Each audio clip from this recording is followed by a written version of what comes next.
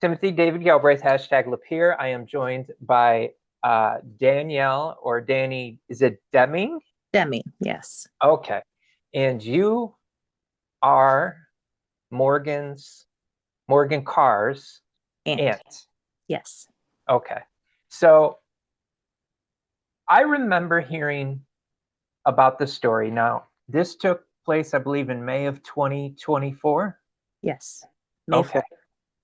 And but to tell you the truth, like here in Lapeer, it's not like you see a lot of television coverage of things happening in Lapeer. Correct.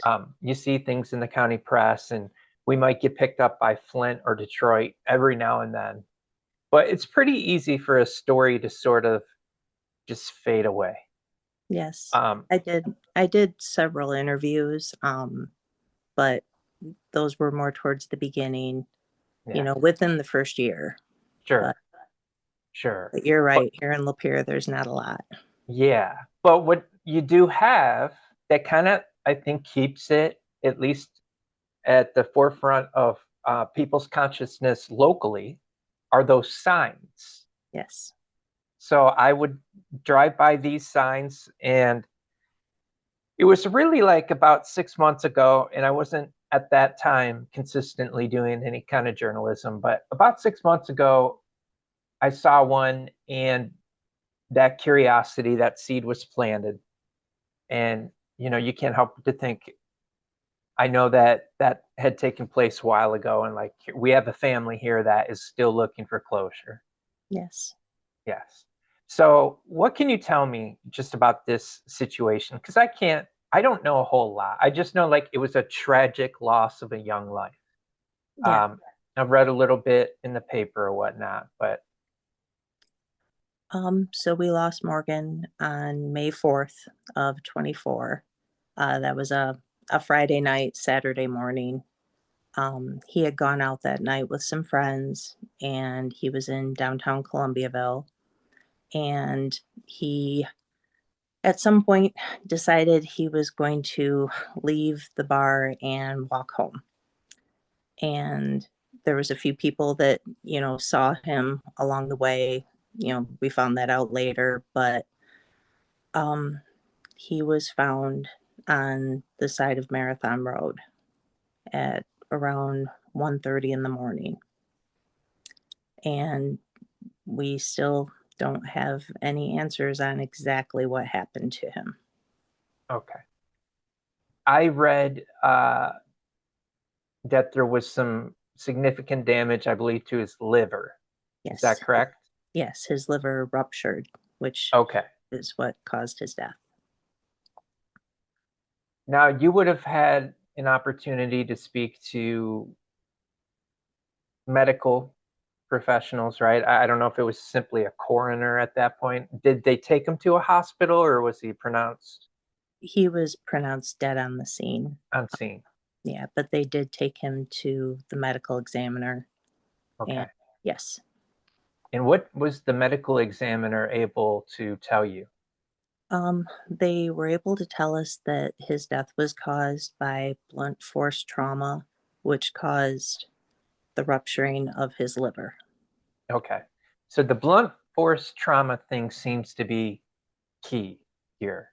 That it Yes, wasn't like could happen to anybody type, you know, just an unfortunate freak rupture. There correct. was something that happened in order. Yeah, Okay.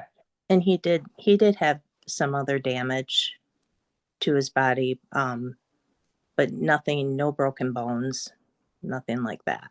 He had some bruising, yeah, and some cuts, but nothing, yeah, nothing that would have given us more detail.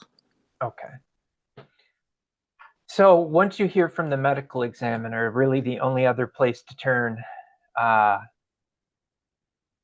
at that time for answers would be the law enforcement Correct. um, people that were involved. And who handled that case? Originally, our detective was Jason Parks. And Um, that's City of Lapeer that is county. County. Okay. Yes. And since then, it's been changed over.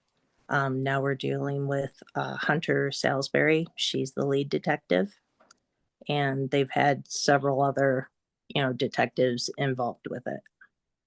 Scott McKenna's been a big help for us also. So it stayed an active investigation at the county level. Yes, It just different detectives have taken the lead at times. correct. And you're sounds like pretty happy with the sheriff and the way he's communicated this Yeah, investigation with you and yes. pursued. They've all been very good about, keeping us updated with everything they've had. Scott Okay. Scott's been wonderful to deal with. Yes. Okay. Now I know like in active investigations, if there's like anything particularly noteworthy that can't always be made public, but is Okay. there information they've shared with you? Because what I see is you haven't given up. I would have never just reached out to somebody who lost a family member a year and a half ago out of the blue like this, right? Like Right. it's you guys are still pursuing Yes. um something. I mean, obviously closure information. Right. Is that in part because of what you're hearing from law enforcement that Um, no, not in particular. It's more the fact that I truly believe someone out there probably knows more and hasn't spoke up. Um, I'm hoping that in continuing to put out signs and banners and posting every week like I do will eventually weigh on someone's heart to sure, speak up because the circumstances made it very difficult. It's as a family we understand it's a difficult case with where he was, the cell service out there, you know, no witnesses, not a lot of good camera footage. It's made it difficult to get answers. So by keeping it out there, I'm just doing my best to let people know we still don't have all those answers. And hopefully in time it brings some for us. sure. Have you had any additional information come in because the community was able to provide it, like because of your sort of campaign to solicit information from the community? Yes, I mean, because of our community's been phenomenal. I believe it. They've been very, very supportive, very kind, and I'm very, very grateful for that. Just with so many signs purchased and put up, and people buying shirts, and well, you can see I'm wearing mine. Um, the shirts, the signs, the banners, just everyone in the area has been amazing with trying to support us and understanding that we still believe we can find out what happened to him. So, in the process of this, I've gotten so many messages, and, for the past year and a half, just people reaching out with little bits of information or thoughts or things that they saw, things they've questioned. And all I've done is just continue to pass that information on, to the police, to the detectives, and anything little could be what eventually brings answers. So anything people tell me, I appreciate. I've told them from the beginning if they're not comfortable um, having their name out there, do it anonymously. I would never, you know, if they don't want their names known, I'm not putting it out there. Sure. But it's been it's been hard, but it's been helpful and knowing so many people care. So Yeah. Yeah, that makes sense. And I'm glad that, I'm just glad to hear the community has showed up for you guys in that way. That's great, and I'm glad to hear that the sheriff has been um, doing what he should be doing in your eyes. I have a couple more questions, but Mhm. This will be the maybe last semi-probing one. I guess I wonder if you have a theory, or like, do you suspect, you know, that you have, do you have an idea what happened? Like, obviously you don't have the full picture, but do you have a guess as to where? Um, we have ideas of what could have happened. That's the hardest part with this, is that because they weren't able to tell us, we know there was a car in the area. We have, video footage, but it's not clear enough to see real Okay. well to identify the vehicle. Okay. It could have been that he was, clipped by something hanging out of a vehicle. Um, I hope and pray that it was completely accidental. Um, Without more information, it's really hard to say, but of course, that's what, as a family member, you want to believe it was. Sure. Um, as far as an idea, we don't know. We Yeah. just know that he left and he made it quite a ways, and I noticed that. I was like, yeah, ah, he he went was, on a hike after that. he did, Uh, he made it about 5 miles. yeah. So unfortunately, I wish I could say we knew more or had an idea of more. We've just had to go on what we've been able to piece together. And that's been that's been the hardest part. I feel like if there was more, we would have more answers. Sure. Uh, how's the family doing? Um, they're holding up. Yeah. Honestly, we've got our family's really close knit, and if anything, you find that a tragedy actually brings you closer. I'm very thankful for my family. Uh, the reason I do this is because I don't believe my brother or my sister in law should ever have to be the ones to talk about it. It's really Makes sense. difficult. Yeah, no, I it have makes sense. I have to pause a lot and Yeah. think, and um but our family has been wonderful and supportive of each other, and just doing the best we can to honor him. Yeah. And that's the main reason I continue to do this, and that we're not giving up, is that he deserves answers. Yeah. Yeah, you said something that really sets up my last question very well, and that was, you're continuing to do what you can to honor him. So I never Absolutely. had the chance to meet him.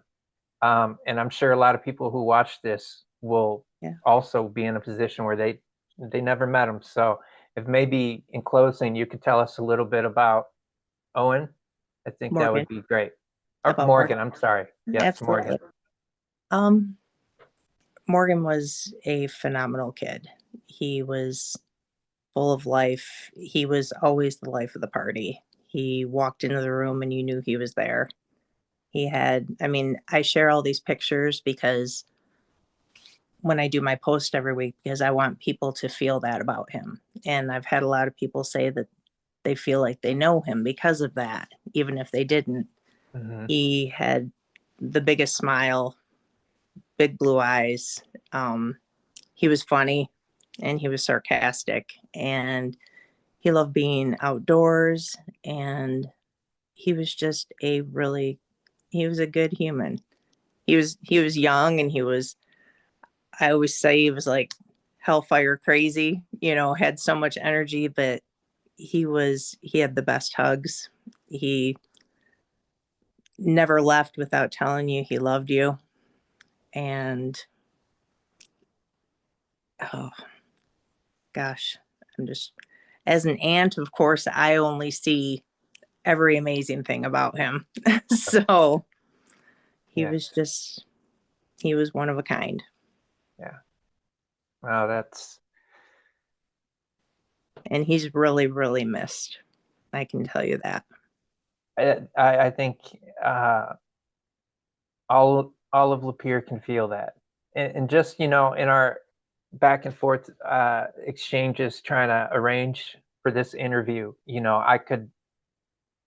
I was struck by you're just very like friendly and trying to accommodate me and unnecessarily apologetic at moments and just seemed like a very kind person. And I already was getting the picture of a tight-knit family, so I can only imagine the hole you guys continue to feel. But That's probably one of the hardest things is when we're all together, we do our best and we still have fun. We have a great family, and he would be pissed as hell if we didn't have fun. I can tell you that. But yeah, there's always in the back of your mind, someone is missing. But for me, I believe he's still there. yeah, He's there in spirit. He would want us to keep doing all the things, and I hope I make him proud by continuing to fight for justice for him, I because have no doubt. Yeah, it I is. have no doubt he's very proud of you guys all. And, yeah, it's tragic. It's tragic. I have one son, and he's just everything to me. And I'd rather not imagine what you guys are going through. But I wouldn't wish it on anyone. yeah, no, my heart goes out to you and the whole family, and thank you for just sharing your story a little bit. Absolutely. Thank you It's for as for. hard as you guys are working to get those answers. I thought, like, if I can maybe play a small part and just use my platform, and you never know, right? So Absolutely. You never know. yeah, Anything little could be what helps us out. yeah, to get that closure, that would be great. And I yeah, appreciate it. yeah, thank you so much. And yeah, I look forward to you guys getting that closure you deserve. So I keep saying, hopefully, one of these days, my post will be that we have answers. And yeah, that's what I hope and pray for. yeah. Well, I'll be hoping and praying for that too. Thank you. You're welcome. You take care, and maybe I'll talk to you again someday. Absolutely. Thanks so All right. much, Tim. Yeah, thank you. Have a great Good night. night. You too. Bye bye.